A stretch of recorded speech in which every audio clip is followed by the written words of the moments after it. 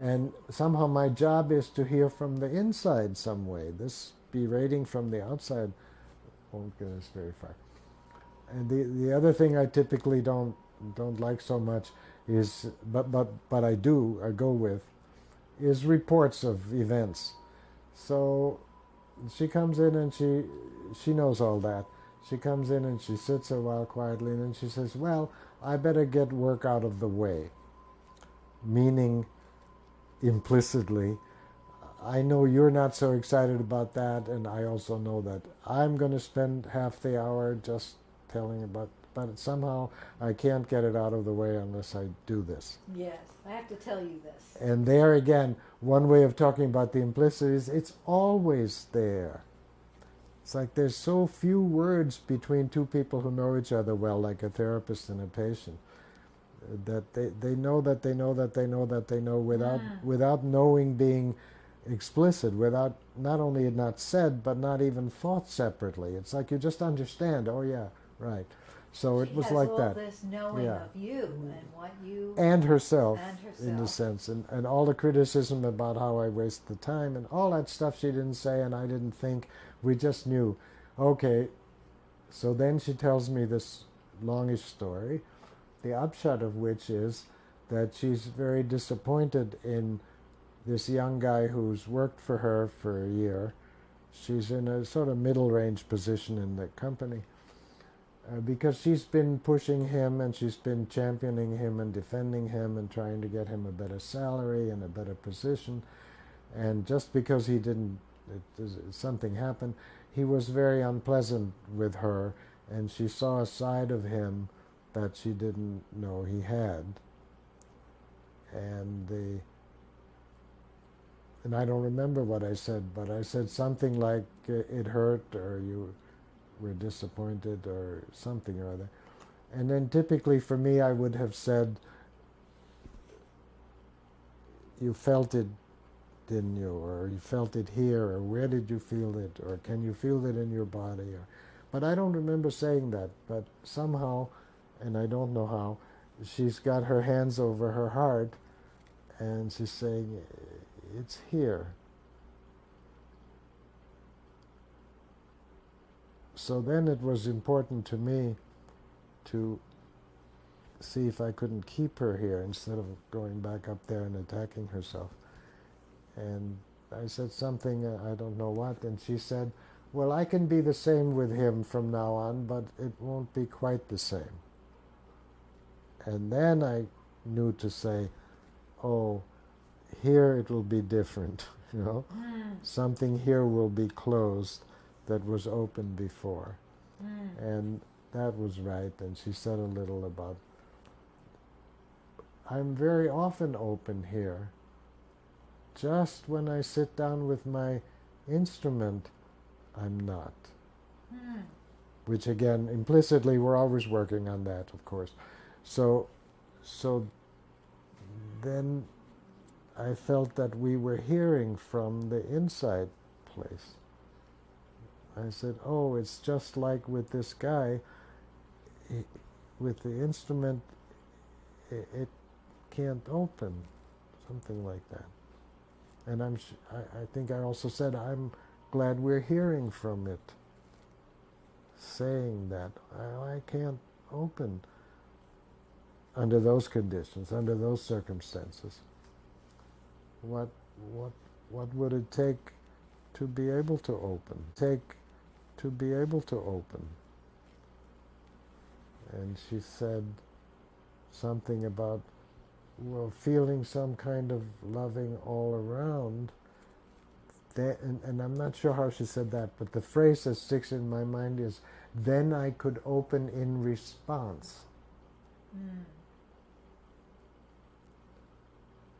And so to me, that's a good example here of what arises from underneath this has this different quality to it.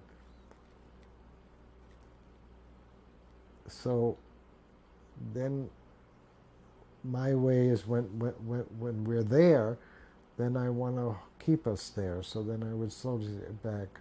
Oh, if you can be in response, it can open. And I don't know how I said it back, but I'm sure I said it back 3 times. And from there, more comes always in these little steps. So then the next thing I heard was there's so much fear there with the instrument. Oh, I said, yeah, right, there's fear there. And it's not that we didn't know for several months upstairs that she's scared some way. We said that. But it's very different to say, you know, what am I afraid of? Am I afraid of ridicule? Am I afraid of not performing properly? I must be afraid of something. Say, oh, there's so much fear there. She was sensing it right then. Yes, in the moment. Yes. And then after a while she said, and so much sadness. And then after a while she said, oh, I think I'm afraid of the sadness. Which I took to mean of it being too much to stand sort of washing in or something. But whether that's right or not, these are very much examples. And again, upstairs as psychologists, we find it easy to say, oh, the fear might be of the sadness, or the sadness might be because of what you missed because of the fear, or the fear might be of judgment, and the sadness. But I can always think of 12 or 14 things up there in terms of categories. Whereas from down here, it's like, oh, and it had in it, I think, oh, I think the fears of the sadness. So then I would, in such a situation, emphasize that we're hearing from it. And because I can't say, we're glad we're hearing from it, because I'm not sure she is. Yeah. I say, I'm glad we're hearing from it, which I am. And I'm glad it's speaking to us, and it's saying, with that much fear and sadness, I can't open. But if I had something like loving around me, then I could. And I say it in that kind of tone, very quietly, like you don't want to disturb something. And I don't know if that indicates, but at least to sum up, I want to say, in any given moment, for any given individual, the implicit is a different place than what you say from up here. It's a genuinely different system in that sense. And hearing from it, even if the content is the same as what you said upstairs, it's very different, and it has different possibilities. And among the possibilities is always the life forward possibility. There's always and again, any words I use are just words, so you have to feel with me what I'm trying to say here with my hands, sort of. It always wants to live. And no matter how angry it is and how self-destructive it talks and how everything else, there's always the life forwardness. Just like if you hold your breath, it always wants to inhale and exhale. And so there is always going to be something that will take us further in the life direction. And the other things that come, well, we have to acknowledge them. We have to say, oh yes, that's right.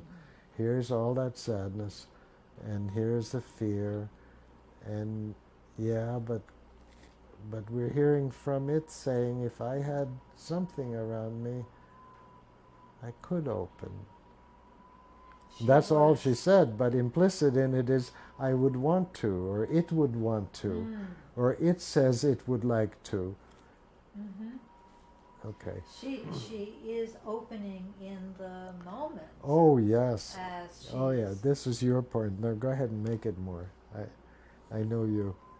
Well, my point that in your tone, in your surround, Yes. there is that love. Yes. And she is opening. Yes. Because she is responding. Yes. And the two of you together are responding. That's right. To me, yeah. relationality to me is in the implicit. So implicit in here is our relationship. Implicit in here is that certainly to some extent, I think a very real extent, she is being surrounded by a lover. Yes, yes. And that probably helped that come and say, if I were, I would. Mm-hmm. But Mm-hmm. that's already a meta-analysis to me. What's important is to live the relationship, not so much to talk about it. We can talk about it if she wants to, but do you see what I mean? That's where we maybe differ. I'm very aware of the quality of the relating. It needs to feel like this, smooth and together. And the minute something disturbs it, I say, wait, what was that? Or I said something wrong, didn't I? Or something. So if it bumps, I don't ignore that for sure. Then I need to bring it up. But if we're going smoothly together, I don't. That's sufficiently relational to me, even if the person never says a word about us or me or we. Right, for you, Yeah. it's not so important to make explicit the us, but for you, the implicit is always including. It's the always, and it's always surrounding. relational. It's always It's relational. always relational. If you're sitting alone in your room,